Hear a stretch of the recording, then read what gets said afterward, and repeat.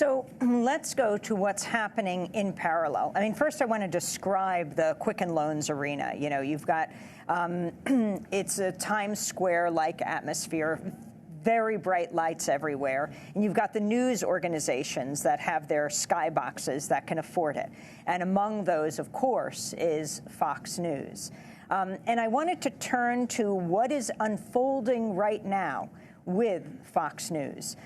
You have Roger Ailes' lawyers confirming he's in negotiations to step down as Fox News chair in more than a half dozen accusations of sexual harassment. You've got former Fox anchor Gretchen Carlson, who sued Ailes. Now, Fox anchor Megyn Kelly has also accused him of harassment. Many are celebrating Ailes' anticipated departure, though, as some are saying, it's not just about Roger Ailes. In fact, Carlson, who sued, said that the newsroom itself was rife with sexual harassment.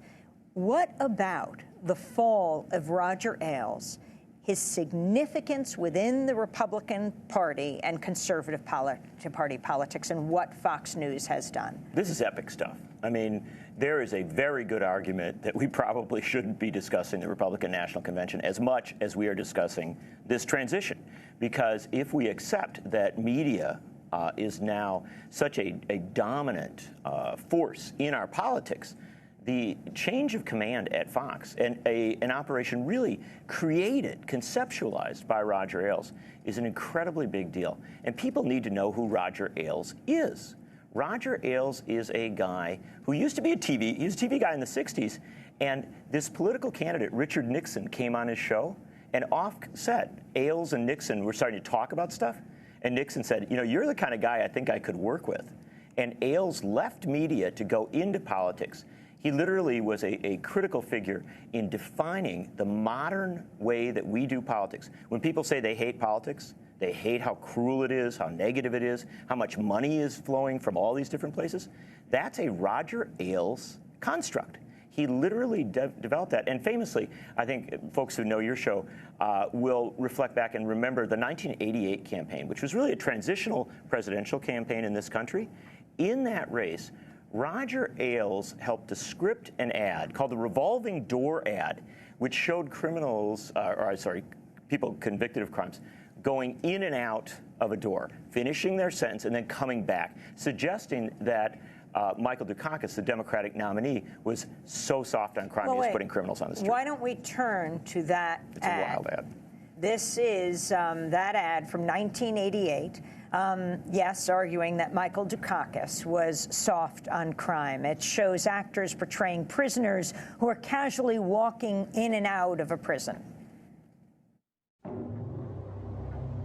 As governor, Michael Dukakis vetoed mandatory sentences for drug dealers.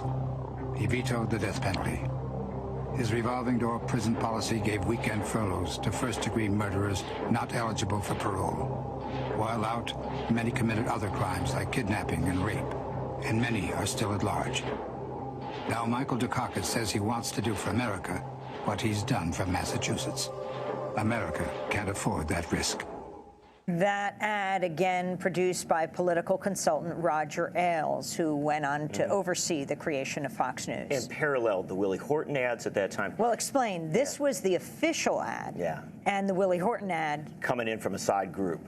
But the clear combination of messages. I mean, you want to think about our modern politics. You want to think where Donald Trump came from. People say, oh, well, Donald Trump's building on things that happened in the Republican Party. A lot of what happened in the Republican Party was started by Roger Ailes. There's simply no doubt about it. This fear-based kind of, you know, the suggestion in that ad that there are still people that lose. He was a consultant to Reagan. He was a consultant to George H.W. Bush. And to Nixon. And to George Nixon. H.W.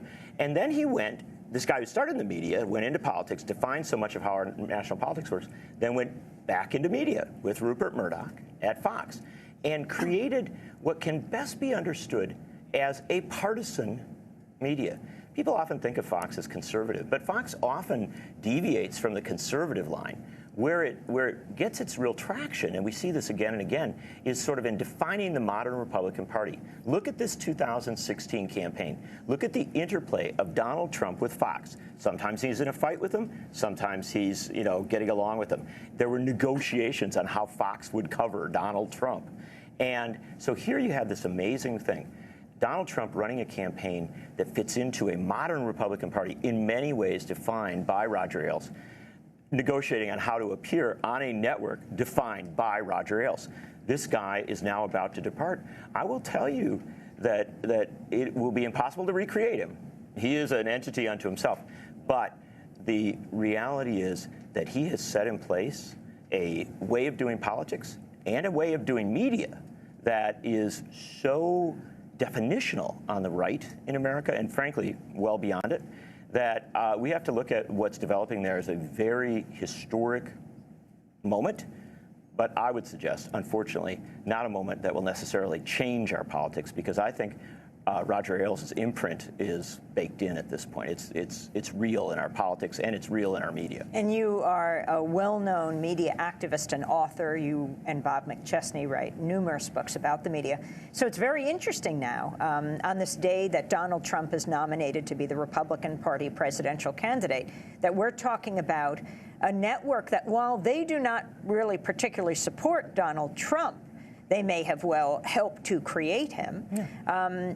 And we're talking about the future of the Republican Party as well as this billion-dollar network. Yeah, this is huge stuff. And again, what Bob McChesney and I have argued for a very long time is, be careful about trying to divide the stream of media from the stream of politics.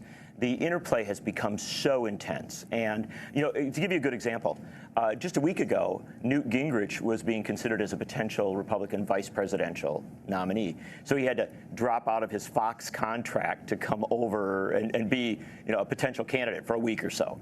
And this is, it was at Fox. John Kasich, when he was in between jobs, he was a Fox personality.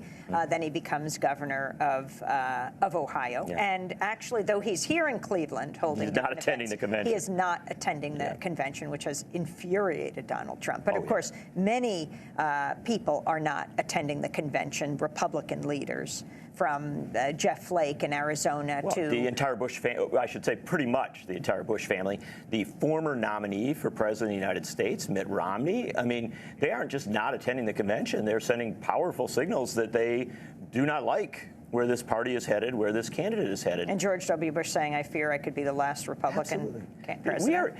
We'll pause and look back on this and recognize that we're in a pretty epic moment as regards the Republican Party. Very quickly, you're from Wisconsin, Ron Johnson. Yeah. He spoke, but it's very complicated here. He's in a tight race with the man he beat, Russ Feingold, who's now challenging him. Mm-hmm. Mentioned, Donald Trump once? I think one time. And Paul Ryan the same way, even Mitch McConnell.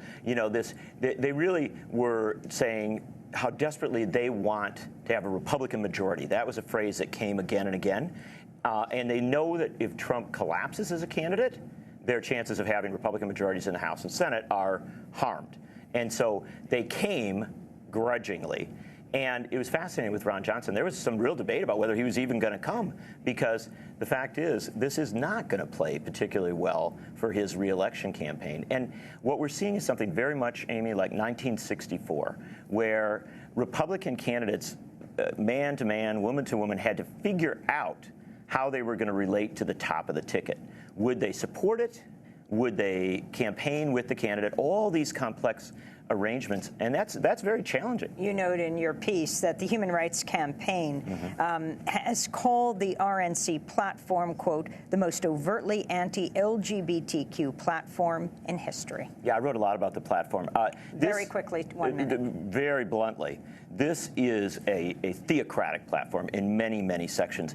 And the fact of the matter is that Trump has I think very irresponsibly, just handed the platform writing process over to people who had wanted it for a long time. They got control of it, and they wrote a platform that is simply cruel in so much of its language. This is a platform that is so narrowly defined that in many ways it goes against even core Republican Party values, let alone broader values of the country.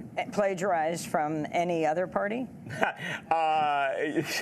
No, it's plagiarism. No plagiarism at all. I saw her on the floor last night. Phyllis Schlafly, I think she's in her 90s now. This woman has been working for 50 years to create this party. She has seen the creation of the party that she wanted, a far-right economic party, but also a far-right social conservative party.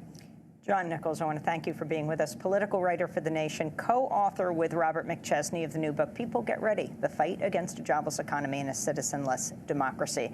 This is Democracy Now!, Breaking with Convention, War, Peace, and the Presidency. We're broadcasting all week from Cleveland, Ohio. We're at the RNC next week, all week, our double 2-hour daily broadcast from Philadelphia covering the Democratic National Convention. Stay with us.